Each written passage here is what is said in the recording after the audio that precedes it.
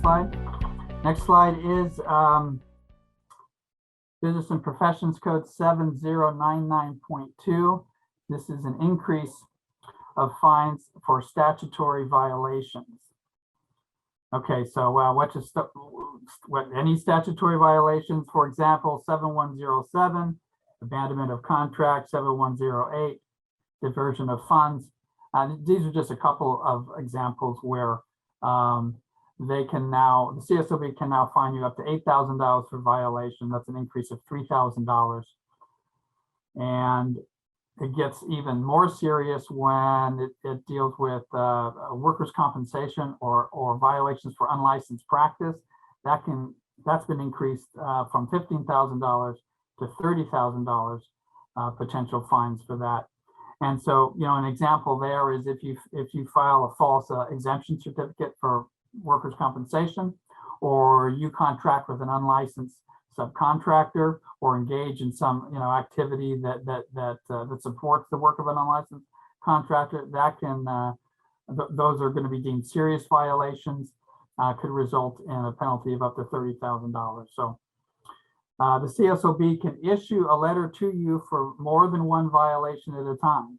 And so you're not going to get multiple violations for $8,000. You could get between, you can get $8,000 up to $8,000 for multiple violations.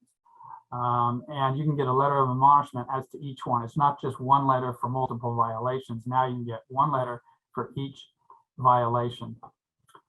So the takeaway here is, I put in here, spend a little to perhaps save a lot, and to calendar.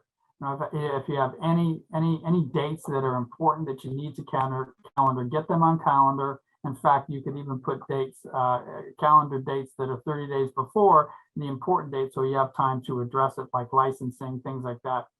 Spend a little to save a lot. That means, have some type of, you may have to, hire someone or pay someone to, make sure you're in compliance with all the laws with regard to, for example, home improvement laws, the statutory laws that are set forth under the Business and Professions Code.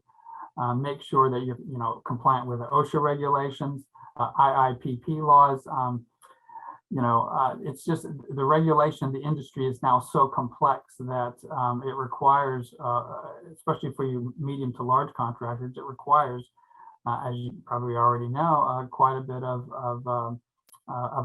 review and analysis to make sure you're in compliance, because a failure to do that has such serious consequences now that it could cost you more in penalties and violations than it would be to just have someone monitor for you.